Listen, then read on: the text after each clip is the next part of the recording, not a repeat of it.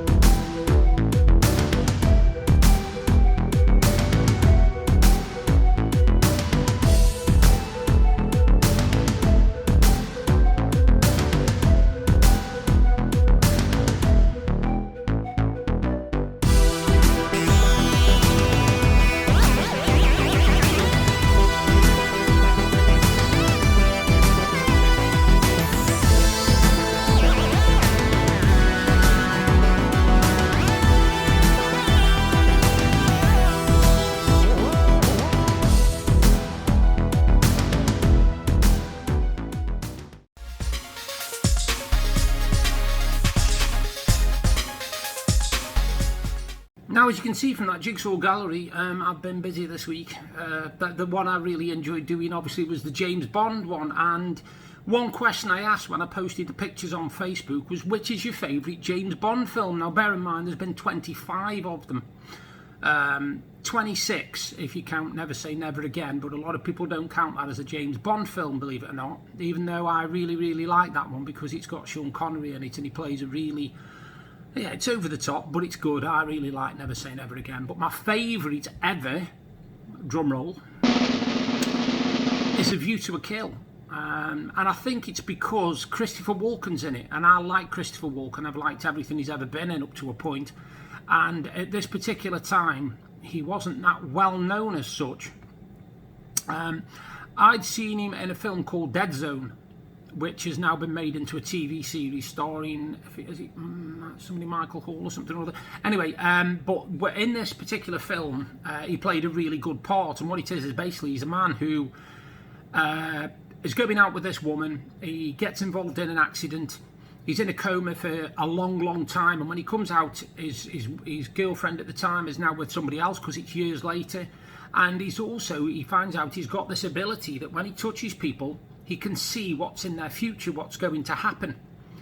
Now, at first, this terrifies the life out of him, and he does, and he basically is scared of it, which I can understand. I mean, if I had that ability, I'd be terrified of touching people as well. But he finds out something very, very, very important that's going to happen, and he needs to basically use this power of his to stop it happening. That's all I'll say. I won't give away too much, because otherwise, you might not want to watch it. Now, obviously, it's been made into a TV series, which is it's not too bad, actually. We've got all of them on DVD, but we've only watched season 1 and a bit of season 2, I think. We've got that to finish. But going back to my James Bond thing, yeah, View to a Kill. Christopher Walken plays Max Azorin. And Grace Jones is in it. Now, Grace Jones is always, to me anyway, she's always been one of them dead frightening looking women. She really is, I mean, I would not mess with her in a million years. She looks like she could tear you in half and then throw away the pieces. And it's over the top, which is what you expect from a James Bond film. It's got Steed in. I can't remember his name now, it's doing me nothing. Him who played Steed in The Avengers, he's in it as well. But it's a really, really good film. If you've never seen View to a Kill, I absolutely love it. And of course, what makes it even better is the soundtrack is by Duran Duran. I like a lot of the soundtracks for the James Bond films because they've been by people like a-ha, Wings. You've even had, in a minute, Gladys Knight has done one. I tell you what, I'm all over the place tonight. Shirley Bassey's done a couple, sorry, that was what I meant. Shirley Bassey's done a couple, and obviously recent ones have been people like Sheryl Crow, and obviously Garbage have done one as well. So, there's quite a lot in there that are good. There's a couple of musical ones in there as well, but you can go all the way back to things like Matt Monro from Russia With Love. And these are really all, all good tunes, and you can get the CDs with all the songs on and everything. But when I was doing this particular Jigsaw, I'd started doing it, and it's basically, as you saw from the picture, a montage of 25 films, but some of them are actually foreign posters. So at first I was a bit confused, and it was only when I looked closely that I realised that some of them are actually the foreign movie posters that came out. Now, that particular Jigsaw is one of two, because I have got another one in the set, because a very good friend of ours called Michael Dolby, he actually bought them me for Christmas, both of them. Now, the other one is basically a very similar thing, but what this does, it shows you the different James Bonds. And I think there's been 6 or 7 or something like that. There's been 6 or 7. And it shows you basically the posters with the pictures of them on them. So I'm looking forward to doing that. Now, if you've noticed amongst them puzzles, there was also a shaped Jigsaw. Now, I've actually done that one today because I'd finished doing the double-sided one. And I thought to myself, well, I don't want to start another one yet, but I will do one of these shaped ones, and I've got one left, and it was this majestic wolf. And I noticed how really, really bright and vibrant the colours were, and I thought, yeah, I'll give that a bash, and it looks really good, as you can see from the pictures. It's come out really, really well. Another thing I was going to say is, if you notice, the last 2 or 3 vlogs I've done, the picture quality has been amazing. Now, that's because instead of using my webcam, which is sitting on top of my computer at the moment, I've actually been using Deb's Samsung Galaxy S10 Lite, and it is absolutely fantastic for videoing and for photography. I've never seen a camera like it. I think it's something like 48 megapixel or something, and the clarity of colours and the depth of colour perception. If you watch one of my vlogs from, say, a month and a half ago, and then watch my recent ones, and you look at the difference in the quality of the picture, it's absolutely astounding. So now I use Deb's phone, which obviously means she can't use it, but she's willing to let me use it for doing my vlogs, which is really good. Now, coming up, I've only got one unboxing for you, and it is the March 2022 box for all Jigsaw Puzzle subscription. Take a look at this.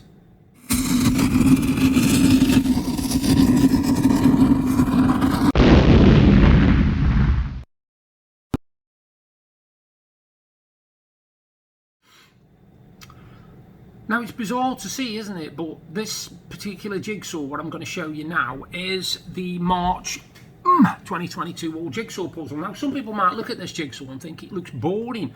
I actually think it looks very interesting, but then again, I'm a massive bookworm. So, this is called The Great Library. And as you can see from the picture, if I get it really close, you can see that it's just a library with loads of books in it. Now, some people, like I said, they might think that's a bit of a boring puzzle, but it isn't, because if you look at it and you see the depth that's in the books and stuff, you realise that it's a really, really good puzzle. And it's called The Great Library. Now, again, this is from Alljigwpuzzles, and what you can do, you can pay $12.99 a month, and you can have a 1,000-piece jigsaw sent to you every month for 12 months, random. It's just a random one of their own puzzles, because if you notice, the boxes are different than normal jigsaws. They're actually thinner, and also they're more rectangle than a lot of jigsaws as well, you know, quite more rectangle. And the thing is about them is the puzzles so far, I've had 3. Now, the first one was called A Christmas Market, and I loved that. The second one was called A 1950s Diner, Retro Street, and that was absolutely brilliant. And the third one, I like this one as well, The Great Library.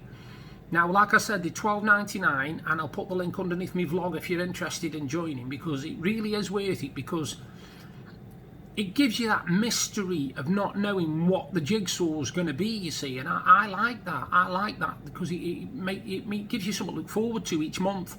And I know that I'm getting a jigsaw every month for 12 months. Well, I can't get a jigsaw for $12.99, a 1,000-piece decent jigsaw. They'd have to be on sale for me to get them at that price. But yeah, so that is the unboxing of the Alljigwpuzzles March 2022 Jigsaw subscription service, and it is The Great Library.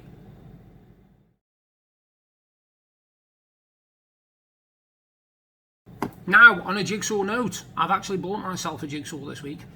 Another one, I hear you say, but yes, I've got myself a jigsaw this week, and there's another couple coming from the works as well, because I do them that quick. Now, this one is part of a set I've got. I've got the Alice in Wonderland of this, and I've also got the Wizard of Oz of this.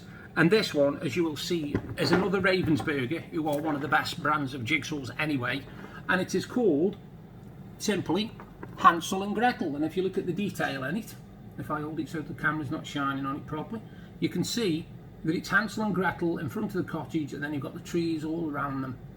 And I bought that for myself off Amazon.co.uk about 4 days ago. And it goes with my set. That's why I've got it, because I like to try and keep my sets going. Now this week, what have we done? Not a lot really, to be honest. As well as doing jigsaws, I've been playing some more of my Assassin's Creed, which gets bigger and bigger and bigger and more complicated and convoluted. And one particular thing that stands out now is that decisions you make in the game can change how the game runs. Because you've got the power of life and death, believe it or not. Sometimes they will ask you whether you want to kill somebody or whether you want to leave them alive. And I think that's really clever, because it's testing your, you know, your morals, if you like. Would you be one of these people who wanted people to die, or would you be willing to say, no, go on, I'll forgive you, but you're being extradited or you're being exiled, you can't come back here again, that sort of thing. Now, I won't tell you the plot, but one particular story interested me last night, because when you get to the end of this particular story, when a Norseman died in mythology, he was always given his axe so that he could go into Valhalla with it. Now, Valhalla is obviously their equivalent of our heaven, but they've also got Helheim, which is their equivalent of hell. And if they don't die with their weapon, that's where they go. And you get the choice of this particular person who you've had to almost kill, and you have the choice of whether give him his axe so they can go to Valhalla, or don't give him his axe and he'll go to Helheim. It depends how strongly you feel about what he's done. Now, I'll just say I felt really, really strongly, and I refused to give him his axe, because I'm that moralistic person. But it's a really, really good game. Like I said, I am well addicted to it. I've done about 30 hours on it, 35 hours on it, and I'm still nowhere near. And because I've got the deluxe edition, I've also got the pack, the season pass, and that comes with 2 extra DLCs, and one of them you have to go to France, and another one you have to go to Ireland. So I'm looking forward to doing both of those as well. But other than that, the weather's been improving quite a lot. I have noticed that we have had a lot more calmer weather, which has been good. There's not been as much wind, and the temperatures are really picking up. I think we had something 11 or 12, 13 degrees yesterday, which is very, very warm, you know, compared to what we have had of 2 and 3. And it looks like now the temperatures are going to be picking up quite a bit, going up to the Easter, which is obviously, you know, beginning of April time. Mother's Day is March the 27th, so that's a week on Sunday, and hopefully the weather will be really, really nice.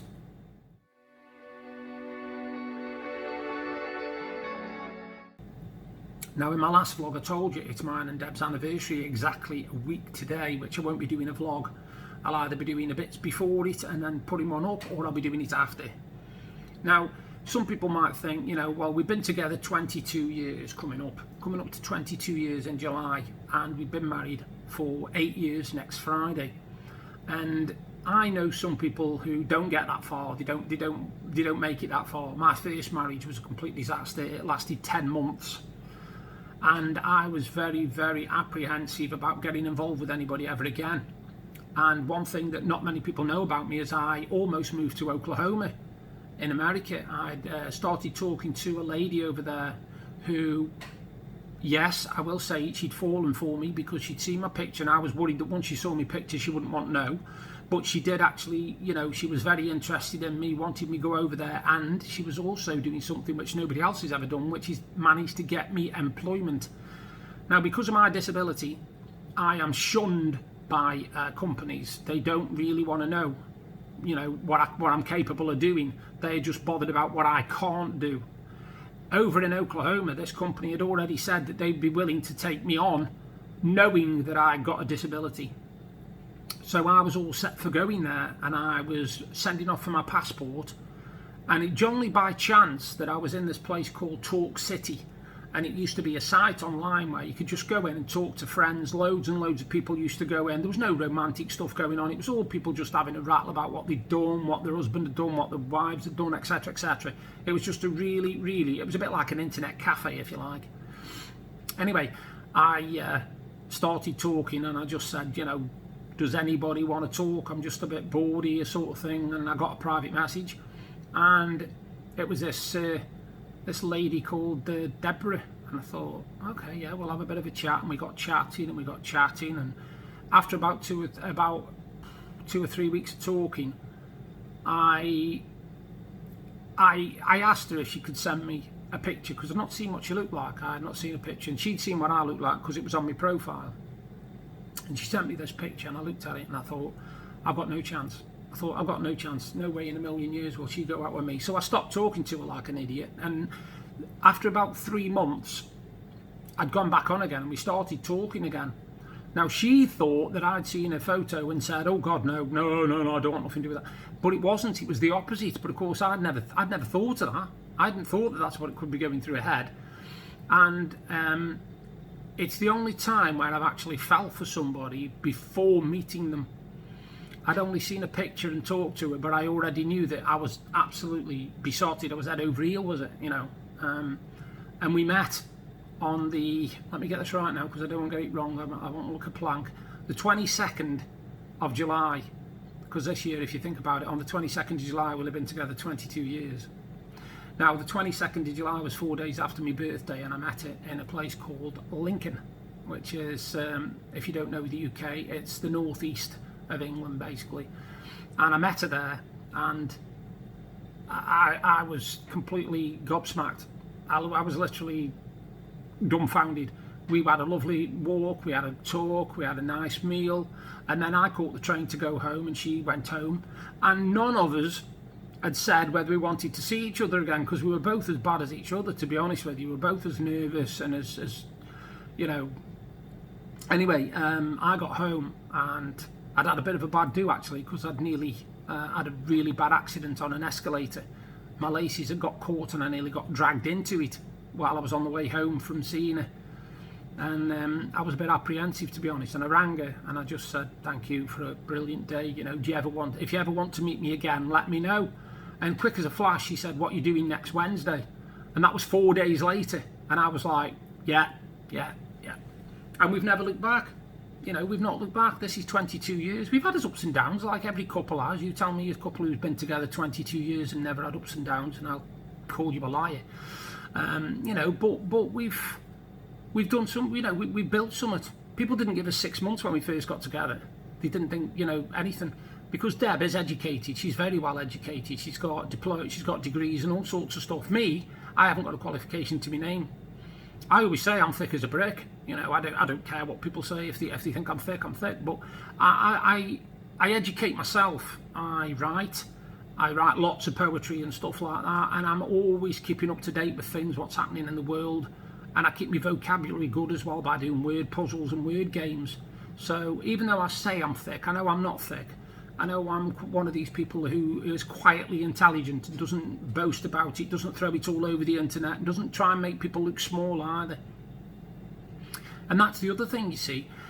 Deb's well educated, like I said, she's got a degree and all that sort of stuff, and A-levels and all sorts, and she has never ever held that over me. She has never tried to show that she's more intelligent than me, or made out that she's more intelligent than me.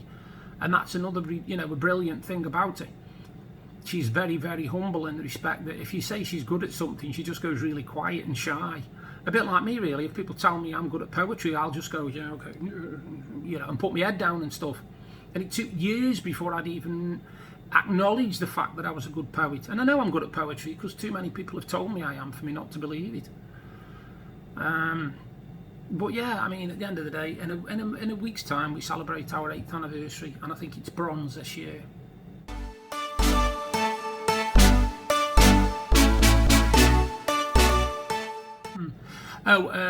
Remember last time when I spoke to you, I told you that Linda Barron had passed away. It was from the brilliant comedy Open All Hours. Well, yesterday, there was even more sad news, an actor called Peter Bowles. Now, Peter Bowles was absolutely brilliant. He was a versatile actor, and he was in 2 comedies which blew my mind completely. The first one was called Only When I Laugh, and it also starred James Bolam, I've got to get this right now, and Timothy Strowley, I think that's his name. It's Christopher Strowley, sorry. And what it basically is, it's about 3 men who were in hospital, all different sort of, one's upper class, one's lower class and proud of it, the other one's off with the fairies, he doesn't know where he is. And the doctor who looks after them is one Richard Wilson, who basically you'll remember as Victor Meldrew. But he's in it, and he plays the doctor in charge of these 3 men. And it's all about the antics they get up to on the ward, and most of the time there's only them 3 in it, the doctor and his second, if you like, which is called, I think he's called Gupta, I think, and he's in for the first series or 2, but it's a really funny series, and it's called Only When I Laugh, and it was out in the 70s, I think, late 70s, early 80s, but it's really good. And the other thing Peter Bowles went on to be in was a thing with Penelope Keith called To the Manor Born.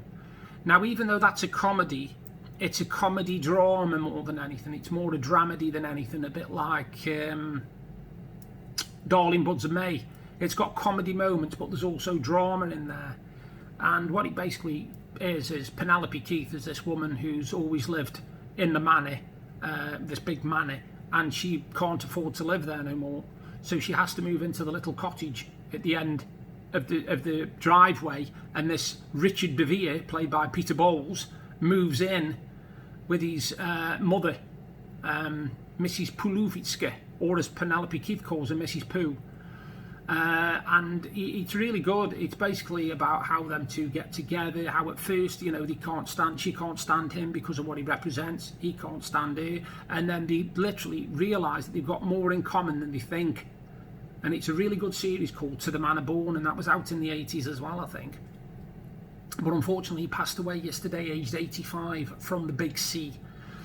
And the thing is about the big C, it doesn't care whether you're rich, poor, it doesn't care whether you're old, young, it doesn't care whether you're born in this country or in Mozambique, it doesn't care. If the big C comes along, it's, you know, it's one of them things.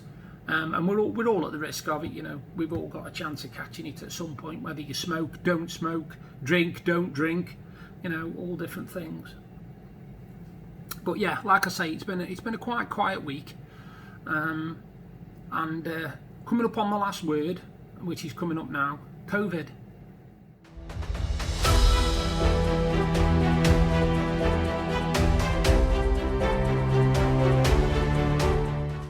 Yeah, the reason I said COVID is the last word is because unfortunately this week in my own family we've had an outbreak of it, and my sister, who's already had it once, remember the one I told you about, who'd almost succumbed to it, literally. She was in hospital and it didn't look good for her at one point. Well, she's caught it again, only I am very grateful to say, touch wood, at the moment, the symptoms are nowhere near as bad. Because the weird thing is, there's 4 people in her house, her husband and the 2 children, and only 3 of them out of the 4 have got COVID. The other one's completely clear. And it's baffling as to how that happens, how a house with 4 people in, 3 of them can get COVID and 1 can't, even though they're all in close proximity with each other. You know, my wife was on her phone earlier on and she told me about somebody who absolutely lived in the middle of nowhere, middle of the sticks, doesn't have anything to do with anybody, doesn't see people or nothing, and they've caught COVID, which shows you that it's airborne. Once it's airborne, that's it, it can blow and flow anywhere. So if you have ever had any doubts whether it's airborne or not, this person lives nowhere near anybody, doesn't have contact with human beings, and yet they've got COVID, they've caught COVID. There's a scary thought, isn't it? I think even if you were on the moon, you'd have a chance of catching COVID these days. Now, I've been lucky. I will say that again, touch wood. I've been lucky because we are now 2 and a bit years into this pandemic, and I have neither had a test, I've never had a COVID test, I've never had a vaccination or a booster or nothing, and I have not really come down with any signs that could have been COVID. I've had the odd scratchy throat, but I always get that every so often anyway, usually from talking on vlogs. So either I am very, very, very, very, very, very lucky, or being sensible has worked. And just on a lighter note, my wife has had, not had COVID, she's had tests, because last year, if you remember from the other vlogs, she was in a hospital last year with appendicitis and she had to have appendix out. So she was given COVID tests in hospital. So I am the only one of the people that I know that has never had a COVID test. I don't know anybody else who hasn't had a COVID test. They've never tested for it whatsoever. I've never had to do the up my nose and down my throat. I've never had to do that. So yeah, the last word is COVID. On that note, I'm going to say to you, I will do another vlog next week. It might not be on the Friday, it might be on the Saturday. And by the time I next see you, I will have been married 8 years. Oh, goes quick, eh? You all take care and I'll do another vlog soon. Bye for now.